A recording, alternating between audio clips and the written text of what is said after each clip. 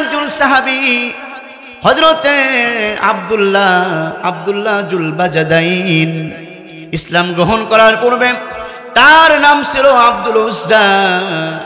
এই আব্দুল উজ্জা একজন টাটকা যুবক ছিল। রাসূল কারীম সাল্লাল্লাহু আলাইহি ওয়াসাল্লাম মক্কা বিজয়ের পরে আল্লাহর হাবিব মক্কা বিজয়ের পরে আব্দুল্লাহ জুলবাজাদাইন অর্থাৎ আব্দুল উজ্জা তিনি তার চাচার বাড়িতে, তার বাবা ছিল না, মা ছিল না, চাচার বাড়িতে লালিত পালিত হচ্ছিল, বড় হচ্ছিল। রাসূল কারীম সাল্লাল্লাহু আলাইহি ওয়াসাল্লাম মক্কা বিজয়ের পরে আব্দুল উজ্জা তার চাচাকে ডেকে বললেন, চাচা, ও আমার চাচা, আপনার কাছে আমি একটা প্রশ্ন করতে চাই। ওই যে আব্দুল্লাহর পোলা মুহাম্মদ, যিনি নবীকে নিজেকে নবী দাবি করেছেন, ওই লোকটা কেমন মানুষ? আব্দুল উজ্জার চাচা বললেন, বাবা শোনো, আমার জানা মতে রাসূল কারীম সাল্লাল্লাহু আলাইহি ওয়াসাল্লাম দুনিয়ার মধ্যে সর্বশ্রেষ্ঠ মানুষ। আব্দুল উজ্জা বলেন, চাচা, তাহলে আপনি কি নিয়ত করেছেন? আপনি কি আল্লাহর হাবিবের প্রতি আপনি ঈমান আনবেন নাকি? আব্দুল উজ্জার চাচা বললেন, না ভাতিজা, আমি ঈমান আনবো না। আব্দুল উজ্জা তারা চাচাকে বললেন, চাচা, আপনি যদি ঈমান যদি না আনেন, আমি আপনার ভাতিজা নিয়ত করেছিলাম, আপনি হয়তো আমার চাচা, আপনি হয়তো আগে ঈমান আনবেন, কিন্তু আপনি যেহেতু ঈমান আনবেন না, আপনাকে আমি সাক্ষী রেখে আমি হাবিবের প্রতি ঈমান আনলাম, পড়ে দিলাম লা ইলাহা ইল্লাল্লাহু মুহাম্মাদুর রাসূলুল্লাহ। সকলে বলি সাল্লাল্লাহু আলাইহি ওয়াসাল্লাম। ঈমান এনে নিল। চাচা বলতেছে, ভাতিজা, তুমি যে ঈমান যে তুমি আনলা, এই ঈমান আনার কারণে তোমার কি হবে তুমি কি জানো? কি হবে তোমার, তুমি কি জানো? বলতেছে, না তো চাচা, আমার কি হবে? আব্দুল উজ্জার চাচা বলতেছে, ভাতিজা, ঈমান আনার কারণে তোমার সমস্ত সম্পত্তি তোমাকে হারাতে হবে। কি করতে হবে বলেন? সমস্ত সম্পত্তি হারাতে হবে। আব্দুল উজ্জা বললেন, চাচা, ঈমানের জন্য জীবনের সব কিছু হারাইতে রাজি আছি, কিন্তু ঈমান ছাড়তে রাজি না। মুসলমান একবার যদি ঈমান আনে, তারা ঈমান ছাড়তে পারে না। জীবনের সব কিছু ছাড়তে পারে, কিন্তু ঈমান ছাড়তে পারে না। আব্দুল উজ্জা বললেন, চাচা, আমি আমার সব কিছু বিসর্জন দিব, কিন্তু ঈমান নামক দৌলতটা আমি কখনো ছাড়তে পারবো না, রাজি না। কি করলেন? কাপড় খুলে ফেললেন উলঙ্গ অবস্থায়, এরকম মায়ের কাছে চলে গেলেন। মা দেখে লজ্জা পেয়ে চোখটা সামায়া ধরছে। বাবারে, তোমার এমন অবস্থা কেন? আব্দুল উজ্জা বললেন, আম্মা, ঈমানের জন্য, ঈমান নামক দৌলতকে এরকম গ্রহণ করার জন্য চাচা আমার কাছ থেকে সব কিছু কেড়ে নিয়েছে। আম্মা, আপনি আমাকে একটা পোশাক দেন, একটা পোশাকের ব্যবস্থা করে দেন। মাও গরিব ছিল, মায়ের কাছে ওরকম জিনিস ছিল না। একটা কম্বল দিলেন, কম্বল দিয়ে লজ্জাস্থান ঢেকে অনেক কষ্ট করে রাসূল কারীম সাল্লাল্লাহু আলাইহি ওয়াসাল্লামের দরবারে চলে গেলেন। বলেন সুবহানাল্লাহ। রাসূল কারীম সাল্লাল্লাহু আলাইহি ওয়াসাল্লাম কি করলেন? এই যুবককে দেখে, যুবকের মাথার চুলগুলো উস্কো খুস্কো, চেহারার ভিতরে কোনো আনন্দ নাই, চেহারাটা বড় মলিন। এমন চেহারা দেখে রাসূল কারীম সাল্লাল্লাহু আলাইহি ওয়াসাল্লাম কি করলেন? আল্লাহর হাবিব আব্দুল উজ্জাকে ডাকলেন, আব্দুল, এদিকে আসো, তুমি, তোমার নাম কি? তোমার বাড়ি কোথায়? তুমি কোত্থেকে এসেছো? কেন এসেছো? আব্দুল উজ্জা বললেন, ইয়া রাসূলুল্লাহ, আমার নাম আব্দুল উজ্জা, আমি অমুক গ্রাম থেকে এসেছি। তোমার এই অবস্থা কেন? ওগো আল্লাহর হাবিব, ইসলামকে গ্রহণ করার জন্য, ঈমানকে বাঁচানোর জন্য আমি আমার সব কিছু দিয়েছি, কিন্তু ঈমান ছাড়তে পারি নাই। চিৎকার মেরে বলেন সুবহানাল্লাহ। প্রিয় ভাইরা, ঈমানের জন্য সব কিছু ছেড়ে দিয়েছি। আমি আপনি কি ছেড়েছি? আমি আপনি কি বিসর্জন দিয়েছি? 10 টাকার কাছে ঈমানকে বিক্রি করে দেওয়া লাগতেছে। 100 টাকার কাছে, 1000 টাকার কাছে, 1 লক্ষ টাকার কাছে ইমান বিক্রি হয়ে যায়। সাহাবা আজমাইন নিজের জীবন দিয়ে দিয়েছে, বাড়িঘর সব কিছু দিয়েছে, কিন্তু ইমান কি করে নাই? সারে নাই। প্রিয় ভাইরা, রাসূল করিম সাল্লাল্লাহু আলাইহি ওয়াসাল্লাম আব্দুল উজ্জাকে ডাকলেন, আব্দুল উজ্জা এদিকে আসো, তুমি কোনো কষ্ট নিও না, কোনো কষ্ট নিও না, তুমি আমার দিকে তাকাও। তুমি তোমার বাড়ি ছেড়েছো, ঘর ছেড়েছো, তুমি তোমার সব কিছু বিসর্জন দিয়েছো। আল্লাহ তাআলা এটার বিনিময় পরকালে তোমাকে আল্লাহ তাআলা কোটি কোটি গুণ বেশি সম্মান দান করবে। চলে বলেন সুবহানাল্লাহ। রাসূল করিম সাল্লাল্লাহু আলাইহি ওয়াসাল্লাম আব্দুল উজ্জাকে ডাকলেন, বুকের ভিতর নিলেন, আলিঙ্গন করলেন, ভালোবাসা দিলেন, ভালোবাসলেন, মাথার মধ্যে হাত রাখলেন, হাত রেখে বললেন, আব্দুল উজ্জা, আজকের থেকে তোমার নাম আব্দুল উজ্জা হতে পারে না, আজকের থেকে তোমার নাম আমি হাবিব রেখে দিলাম, তোমার নাম হলো আব্দুল্লাহ। জোরে বলেন সুবহানাল্লাহ। আল্লাহ তাআলার কাছে সবচাইতে 2টা নাম প্রিয়, একটা নাম হলো আব্দুর রহমান, আর একটা নাম হলো আব্দুল্লাহ। আল্লাহর হাবিব কি করলেন? আব্দুল্লাহ, আব্দুল উজ্জার নামকে আল্লাহ হাবিব আব্দুল্লাহ রেখে দিলেন, আল্লাহর প্রিয় নাম রেখে দিলেন। আব্দুল উজ্জা কি করলেন? এরকম আসওয়াফে সুফার ভিতরে থাকতে শুরু করলেন, চিৎকার করে জোরে জোরে কোরআন তেলাওয়াত করে। অন্যান্য সাহাবা আজমাইনদের এরকম কষ্ট হয়, হাবিবের কাছে বিচার দিলেন, ইয়া রাসূলুল্লাহ, আব্দুল্লাহ, আব্দুল উজ্জা বা আব্দুল্লাহ যে কোরআন তেলাওয়াত করে, আমাদের ঘুমের ডিস্টার্ব হয়, আমাদের খাবারের ডিস্টার্ব হয়, আমাদের নামাজের ডিস্টার্ব হয়। ইয়া রাসূলুল্লাহ, আপনি একটু আব্দুল্লাহকে আপনি বলে দেন না, তিনি যেন একটু আস্তে করে কোরআন তেলাওয়াত করে।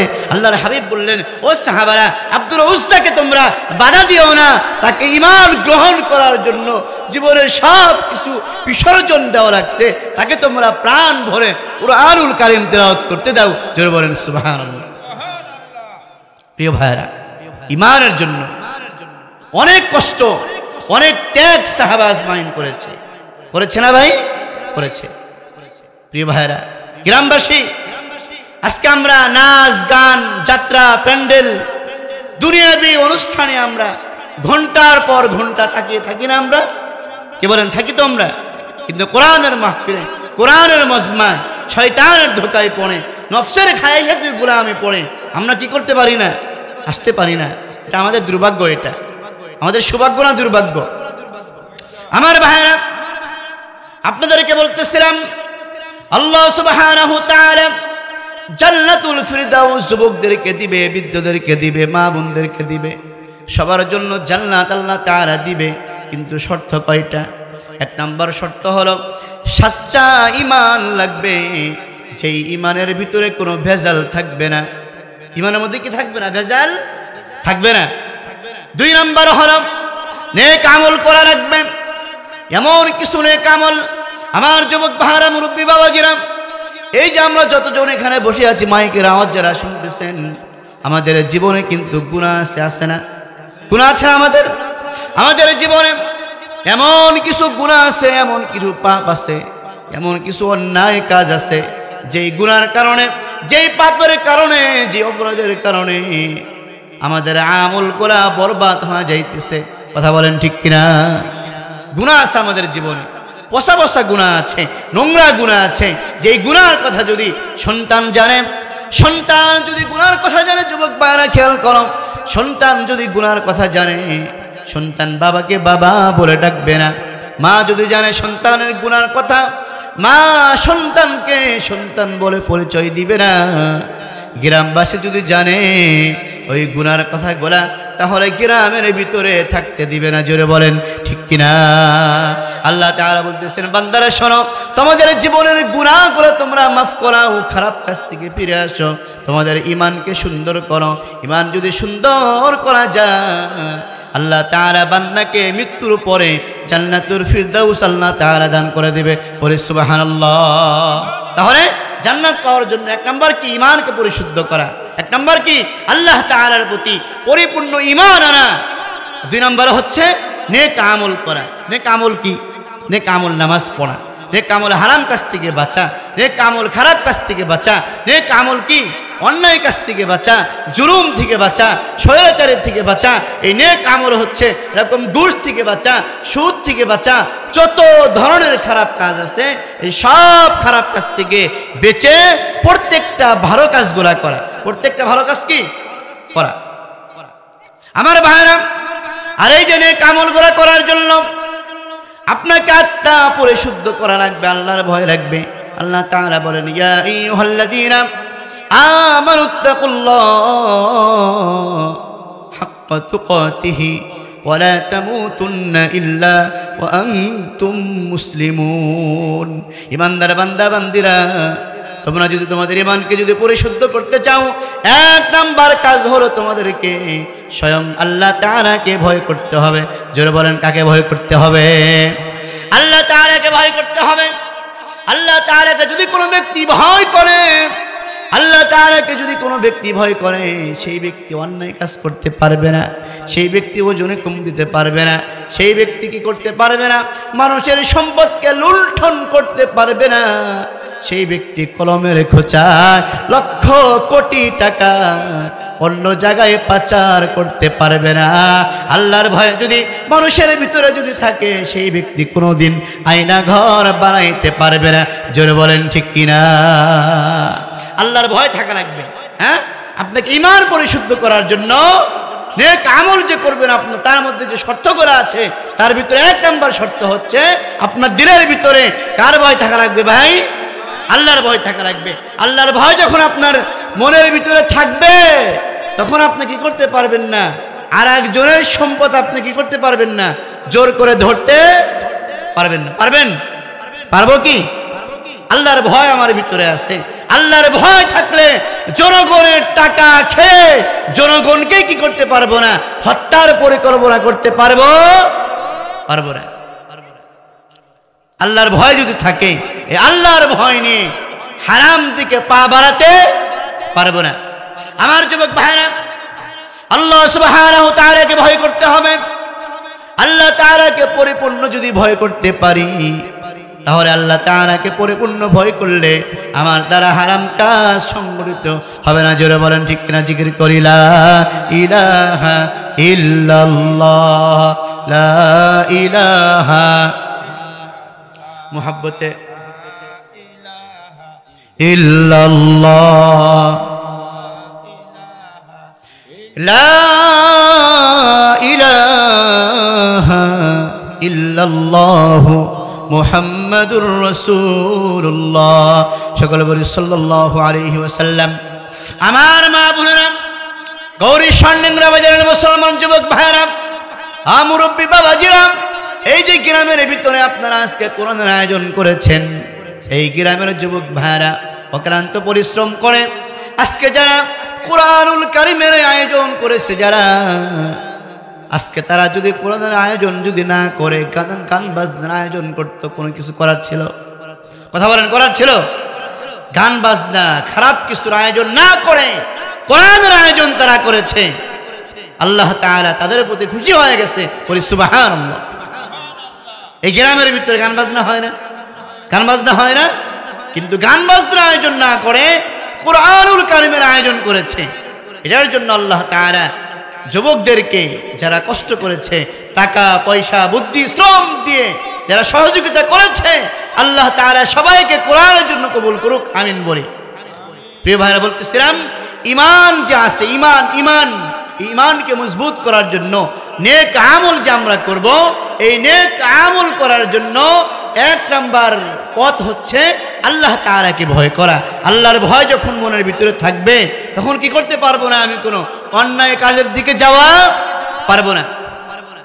আমার ভাইরা, আল্লাহ তাআলার জন্য ডেকে ডেকে বলতেছেন, ইয়া আইয়ুহাল্লাযীনা আমানুত্তাকুল্লাহ।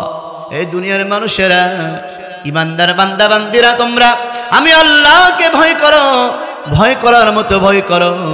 বান্দা যদি আল্লাহকে ভয় করে, যুবক যদি আল্লাহকে ভয় করে, যুবতী যদি আল্লাহকে ভয় করে, ওই যুবক যুবতী কোনো নাফরমানি করতে পারবে না, খারাপ কাজ করতে পারবে না। আল্লাহর ভয়ের কারণে বান্দা সকল ধরনের হারাম কাজ থেকে বেঁচে আল্লাহর মেহমান হয়ে যাবে।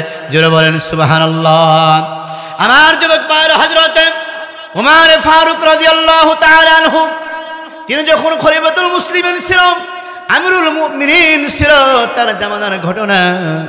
খলিফাতুল মুসলিমিন আমিরুল মুমিনিন তিনি কি করতেন? রাতের বেলায় হেঁটে হেঁটে গ্রামের ভিতরে চলাফেরা করতেন আর দেখতেন গ্রামের ভিতরে কোনো মানুষ কোনো কষ্টে আছে কিনা, গ্রামের মানুষগুলা কোনো খারাপ কাজ করে কিনা। রাসূল কারীম সাল্লাল্লাহু আলাইহি ওয়াসাল্লামের সাহাবী হযরত ওমর ফারুক রাদিয়াল্লাহু তাআলা আনহু গভীর রজনীতে রাস্তা দিয়ে চলতে চলতে দেখে একটা ঘরের ভিতরে মহিলার কণ্ঠ ভেসে আসে। একজন যুবতী মহিলার কণ্ঠ আর একজন বৃদ্ধা মহিলার কণ্ঠ। কয়জন মহিলার কণ্ঠ? দুইজন মহিলার কণ্ঠ, একজন যুবতী আর একজন বৃদ্ধা। যুবতী কণ্ঠের মহিলা বৃদ্ধা কণ্ঠের মহিলাকে বলতেছে, বৃদ্ধা কণ্ঠের মহিলা যুবতী কণ্ঠের মেয়েকে বলতেছে, ও আমার মা, আর একটু পরে হরক হয়ে যাবে, আর একটু পরে সূর্য উদয় হবে, আর একটু পরে মানুষ লোকালয় চলে আসবে। মা, আমার কলেজের টুকরা মেয়ে, শোনো, আমরা যে দুধ দহন করেছি, তুমি কি করো? দুধের ভিতরে পানি দাও, দুধটাকে বেশি বানায়া বাজারে বিক্রি করব। মেয়ে বলতেছে, মা, আমি যে দুধে পানি দিব, এটা তো নিষেধ, এটা তো আল্লাহ তাআলা পাপ দিবে, গুনাহ হবে, অন্যায় হবে, নাফরমানি হবে, এটা তো দেওয়া যাবে না। মা বলতেছে, মেয়ে শোনো, এখানে তো কেউ নাই, কেউ তো দেখবে না। মেয়ে বলতেছে, আম্মা জান শোনো, খলিফাতুল মুসলিমিন আমিরুল মুমিনিন আইন জারি করেছে, দুধের মধ্যে পানি দেওয়া যাবে না, শাস্তির বিধান করেছে। মেয়েটির মা বলতেছে, বাবা, এইখানে তো খলিফাতুল মুসলিমিন নাই, তাহলে কিসের ভয় করতেছ? মেয়েটা বলতেছে, মা, খলিফাতুল মুসলিমিন নাই, তাহলে কি হয়েছে? স্বয়ং আল্লাহ তাআলা দেখতেছে, কোনো অন্যায় করা যাবে না। বলেন সুবহানাল্লাহ। কোনো অন্যায় করা যাবে না। আল্লাহ তাআলাকে ভয় করে ওই কাজ থেকে ফিরে আসছে। এই জন্য এক নম্বর আল্লাহকে ভয় করতে হবে, তাকওয়াবান হতে হবে ইমানের ভিতরে। হ্যাঁ, এরকম মজবুতি করার জন্য এক নম্বরে কি করতে হবে? আল্লাহকে ভয় করতে হবে। আমি আল্লাহকে ভয় করব, আপনি আল্লাহকে ভয় করবে। সবাই যখন আল্লাহ তাআলাকে ভয় করবে, আল্লাহ তাআলাকে ভয় করলে সেই ব্যক্তির দ্বারা কোনো অপরাধ সংঘটিত হবে না। আমার ভাইরা, দুই নাম্বার বিষয় হলো হাক্কা তুকাতিহি ওয়া লা তামুতুন্না ইল্লা ওয়া আনতুম মুসলিমুন।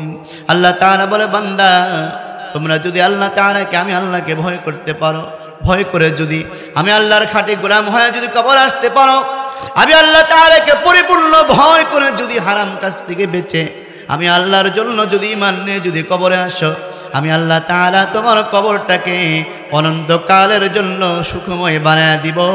কিয়ামতের ময়দানে আমলনামা ডান হাতে দিব, আমি আল্লাহ তাআলা তোমাকে জান্নাতের মেহমান বানায় দিব। জোরে বলেন সুবহানাল্লাহ, সুবহানাল্লাহ। এজন্য প্রিয় ভাইরা, এক নম্বর কথা যেটা বলতেছিলাম, ইন্নাল্লাযীনা আমানু ওয়া আমিলুস সালিহাতি কানাত লাহুম জান্নাতুল ফিরদাউসি নুজুলা। আল্লাহ তাআলা বলেছে, দুনিয়ার মানুষরে জান্নাত যদি পেতে চাও, দুইটা কাজ তোমাকে করতে হবে। এক নাম্বার হচ্ছে সচ্চা ঈমান আনতে হবে, আর দুই নাম্বার হচ্ছে কি? নেক আমল করা লাগবে। 5 ওয়াক্ত নামাজ কি আমল ভাই? 5 ওয়াক্ত নামাজ নেক আমল। 5 ওয়াক্ত নামাজ নেক আমল। মানুষের সাথে উত্তম আচরণ করা নেক আমল। সালাম দেওয়া নেক আমল। মানুষের সঙ্গে সুন্দর কথা বলা নেক আমল। আমার ভাইয়েরা, দান সদাকা করা নেক আমল। যেই ব্যক্তি আল্লাহর রাহে দান সদাকা করবে, আল্লাহ তাআলা ওই ব্যক্তির সম্পদের ভিতরে আল্লাহ তাআলা পরিপূর্ণ বারাকাত দিয়ে আল্লাহ তাআলা ভরপুর করে দিবে। বলে সুবহানাল্লাহ। আমার ভাইয়েরা, এই যে ঈমান নামক দৌলতটা আমরা পেয়েছি, ঈমানকে আমরা পেয়েছি, আমরা ঈমান কিন্তু চাই নাই। আমরা ঈমানের জন্য বাড়িঘর কিন্তু আমাদের সারা লাগে নাই, ঈমানের জন্য কিন্তু আমাদের ত্যাগ করতে হয় নাই, ঈমানের জন্য আমাদেরকে ঘর বাড়ি জ্বালায় পোড়ায় দেয় নাই, ইমানের জন্য সাহাবা আজমাইন যে পরিমাণ কষ্ট করেছে ওই পরিমাণ কষ্ট কিন্তু আমাদের করা লাগে নাই। লাগছে কি আমাদের কষ্ট করা লাগে নাই? রাসূল কারীম সাল্লাল্লাহু আলাইহি ওয়াসাল্লামের আরেকজন সাহাবা নাম হলো হযরত সাদ সালামী। হযরত সাদ রাদিয়াল্লাহু তাআলা আনহু রাসূল কারীম সাল্লাল্লাহু আলাইহি ওয়াসাল্লামের হিজরতের 8 মাস পরে, 8 মাস হয়ে গেছে মুসলমান হয়েছে। মুসলমান হওয়ার 8 মাস পরে রাসূল কারীম সাল্লাল্লাহু আলাইহি ওয়াসাল্লামের দরবারে চলে আসেন। মনটা খারাপ, সব সময় রাসূল কারীম সাল্লাল্লাহু আলাইহি ওয়াসাল্লামের দরবারে হযরত সাদ অবস্থান করে। হযরত সাদের মনটা খারাপ। আল্লাহর হাবিবকে বলতেছে, ও সাদ, তোমার মনটা কেন খারাপ একটু জানতে চাই। সাদ বলতেছে, ইয়া রাসূলুল্লাহ, ইয়া হাবিবাল্লাহ, আপনি বলেছেন আন-নিকাহু নিসফুল ঈমান। ওগো আল্লাহর নবীজি, আপনি বলেছেন বিবাহ ঈমানের অর্ধেক, ঈমানের অর্ধেক হচ্ছে বিবাহ। আপনি বলেছেন বিবাহটা একটা সুন্নাত।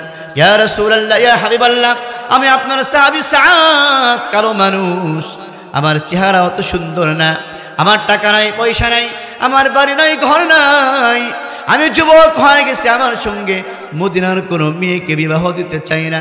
রাসূল কারীম সাল্লাল্লাহু আলাইহি ওয়াসাল্লাম বললেন, সাদ, চিন্তা করো না, টেনশন করো না, আমি তোমার জন্য মদিনার সর্বশ্রেষ্ঠ সুন্দরী মেয়ের বিবাহের ব্যবস্থা আমি হাবিব তোমার জন্য করে দেব। জোরে বলেন সুবহানাল্লাহ। আমার ভাইরা খেয়াল করে শোনেন, রাসূল কারীম সাল্লাল্লাহু আলাইহি ওয়াসাল্লাম সাদকে বললেন, ও সাদ, টেনশন করো না, তোমার বিবাহের ব্যবস্থা আমি করতেছি। আল্লাহর হাবিব কি করলেন? সাদের জন্য একটা চিঠি লিখলেন। একটা চিঠি লেখে এই চিঠিটা মদিনার সেই সময়ের সুন্দরী মহিলার বাবা হযরতে আবু আইয়ুব আনসারীর কাছে চিঠিটা পাঠিয়ে দিলেন। সাদকে বললেন, সাদ, যাও, এই চিঠিটা সুন্দরী কন্যার বাবা আবু আইয়ুব আনসারীর কাছে নিয়ে যাবা, আমার কথা বলবা, আমি তোমাকে বিবাহের প্রস্তাব দিয়ে তার কাছে পাঠিয়েছি। জোরে বলেন সুবহানাল্লাহ। হযরত সাদ কি করলেন? আল্লাহর হাবিবের দেওয়া চিঠি নিয়ে আবু আইয়ুব আনসারীর কাছে চলে গেলেন, ঘরের ভিতরে চলে গেলেন, এরকম বাড়ির সামনে চলে গেলেন, সালাম করলেন, দরজার ভিতরে লক করলেন, দরজাটা খুলে দেওয়া হলো। আবু আইয়ুব আনসারী চলে আসলো, সালাম করলেন আর বললেন, ওগো আল্লাহর বান্দা, আল্লাহর হাবিব জনাবে মুহাম্মদুর রাসূলুল্লাহ সাল্লাল্লাহু আলাইহি ওয়াসাল্লাম আপনার কাছে এই চিঠিটা দিয়ে আপনার কাছে আমাকে পাঠিয়েছে।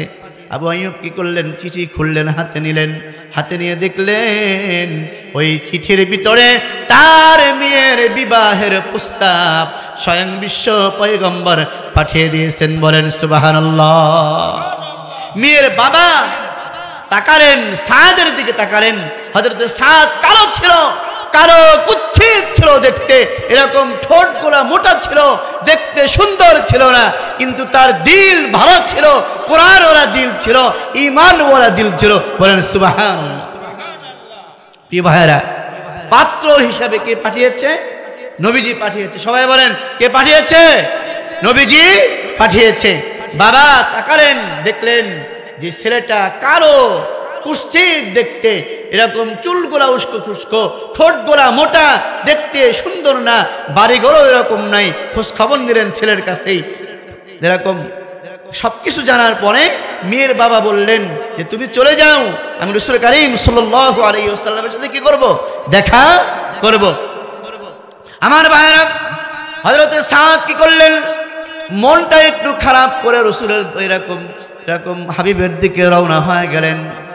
ঘরের ভিতরে আবু আইয়ুব আনসারীর মেয়েটা মনোযোগ সহকারে কথাগুলো শুনতেছিল। মেয়েটা বাবাকে ডেকে বললেন, বাবা, একটু আগে তুমি যার সাথে কথা বলেছ, কি বিষয় নিয়ে কথা বললা, কেন এবার কথা বললা, ওই যুবকটা কে ছিল? মেয়ের বাবা বলল, মারে, ওই যুবকটাকে রাসূল কারীম সাল্লাল্লাহু আলাইহি ওয়াসাল্লাম পাঠিয়েছে। আব্বা জান কেন পাঠিয়েছে? আল্লাহর হাবিব। ওগো আমার মেয়ে শোনো, তোমার বিবাহের পয়গাম নিয়ে আল্লাহর হাবিব ওই ছেলেকে পাঠিয়েছে। ও মা, মেয়ে বলে আব্বা আপনি কি বলেছেন? বাবা বললেন মা, আমার তো মন চায় ওই ছেলের চাইতে সুন্দর ছেলের সাথে তোমাকে বিবাহ দিব।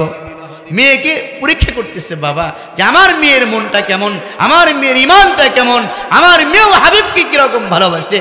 মেয়ে বলতেছে আব্বা আপনি কি অন্যায় কাজ করলেন? ও বাবা, যেই রাসূল করিম সাল্লাল্লাহু আলাইহি ওয়াসাল্লাম আমার জন্য পাত্র পাঠিয়েছে, কারা হোক, দলা হোক, গরিব হোক, ও আব্বা জান হাবিব যেহেতু পাঠিয়েছে, আল্লাহর পয়গম্বর যেহেতু পাঠিয়েছে, ওই পাত্র কোনোদিন খারাপ হতেই পারে না। দুনিয়ার মধ্যে সর্বশ্রেষ্ঠ যোগ্য পাত্র হচ্ছে আমার জন্য ওই ছেলেটা। জোরে বলেন সুবহানাল্লাহ, জোরে বলেন সুবহানাল্লাহ।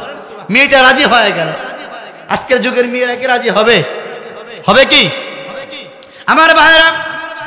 মেয়েটা কি হয়ে গেল? রাজি হয়ে গেল। ওগো আমার আব্বা জান, তাড়াতাড়ি চলে যান, বিশ্ব পয়গম্বরের কাছে যাওয়ার পূর্বে আপনি চলে যান। আল্লাহর হাবিব যদি বুঝতে পারে আপনি না করে দিয়েছেন, আল্লাহর নবীজি মনে বড় কষ্ট পাবে। আমার ভাইরা, বর্তমান যুগের মা বোনেরা, আমার পর্দাশীল মা বোনেরা, আজকে তো মা বোনেরা দিনদার ছেলেকে অত পছন্দ করে না। আজকের যুগের মা বোনেরা পছন্দ করে টাকাওয়ালা পয়সাওয়ালা যুবকদেরকে, ঠিক কিনা বলেন? যে যুবকের টাকা বেশি, বাড়ি বেশি, গাড়ি বেশি, তাদেরকে পছন্দ করে। আমল দেখে না, চরিত্র দেখে না। আজকে কি করে? টাকা দেখে, বাড়িঘর দেখে, সরকারি চাকরি দেখে, কি বলেন ঠিক কিনা? সরকারি চাকরি দেখে। প্রিয় ভাইরা, রাসূল করিম সাল্লাল্লাহু আলাইহি ওয়াসাল্লামের ঘটনা একটু থাক। রাসূল করিম সাল্লাল্লাহু আলাইহি ওয়াসাল্লামের দরবারে এরকম সাহাবী আজমানদেরকে নিয়ে আল্লাহর হাবিব আলোচনা করতেছে মসজিদ নববীর মধ্যে বসে। এমন সময় একজন যুবতী মেয়ে পর্দার সাথে মসজিদের ভিতরে আসছে। আসার পরে বলতেছে, ইয়া রাসূলুল্লাহ, ইয়া হাবিবাল্লাহ, আমি আপনার কাছে একটা কথা বলার জন্য আসছি। প্রিয় ভাইরা, আল্লাহর হাবিব মসজিদে নববীর মধ্যে কথা বলতে সাহাবীদেরকে নিয়ে। এমন সময় কি যুবতী মহিলা আসছে, এসে বলতেছে, ইয়া রাসূলুল্লাহ, আমার একটা কথা ছিল আপনার সাথে। আল্লাহর হাবিব বললেন, মা তুমি মসজিদের ভিতরে চলে আসছো কথা বলার জন্য, কি বলবা মা? তোমার কোনো গার্ডিয়ান আসে নাই? মেয়েটা বলল না। খেয়াল করেন, মা বোনেরাও খেয়াল করেন, যুবকরা খেয়াল করেন। মেয়েটা বলল, ইয়া রাসূলুল্লাহ, আমার সাথে কেউ আসে নাই। আল্লাহর হাবিব বললেন, কি বলতে চাও? যুবতী মহিলা বলল, ইয়া রাসূলুল্লাহ, ইয়া হাবিবাল্লাহ, আমার অনেক বয়স হয়ে গেছে, যৌবন চলে আসছে। ওগো আল্লাহর নবী, আমি বয়স হয়ে গেছে, আমি একটা বিবাহ করতে চাই। আমাকে আপনি যোগ্য একটা পাত্র দেখে আমাকে বিবাহের ব্যবস্থা করে দেন। বলেন সুবহানাল্লাহ। আল্লাহর হাবিব বললেন, মা শোনো, তুমি আমাকে সরাসরি, তোমার বাবা নাই, মা নাই, কাউকে তুমি আনো নাই, তুমি আমাকে সরাসরি এসে আমাকে তুমি বিবাহের কথা বলতেছো। ও মা, তোমার কি বাবা মা নাই? মেয়েটা বলতেছে, ইয়া রাসূলুল্লাহ, ইয়া হাবিবাল্লাহ, আমার বাবা আছে, মা আছে, কিন্তু আমার বাবা মার চাইতে আমি আপনাকে বড় গার্ডিয়ান মনে করেছি। বলি সুবহানাল্লাহ। ওগো আল্লাহর নবীজি, আপনি আমাকে যোগ্য একটা পাত্র দেখে আপনার সাহাবীদের ভিতর থেকে আপনি আমাকে একটা যোগ্য পাত্র দেন, আমি তাকে বিবাহ করতে চাই। আল্লাহর হাবিব বললেন, ও সাহাবারা শোনো, এই মেয়েটা তিনি কি করতে চাই? বিবাহ করতে চায়। এই মেয়েটা বিবাহ করতে চায়। মেয়ের দিকে তাকায় বলেন, ও মা, তুমি যে বিবাহ করবা, তুমি কেমন ছেলে চাও? কেমন ছেলেকে তুমি বিবাহ